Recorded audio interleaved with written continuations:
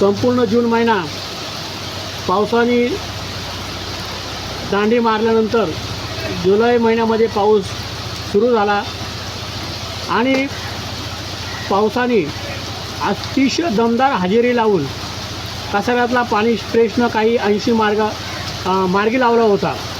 परंतु जुलै महिन्यामध्ये 8-10 दिवसांनी पुन्हा दांडी मारल्यानंतर नागरिकांमध्ये जर पाऊस पडला नाही तर पुन्हा कसाऱ्यातला जो पाणी प्रश्न आहे, पिण्याचा प्रश्न आहे, तो पुन्हा पाणी टंचाई परिस्थिती निर्माण होऊ शकते.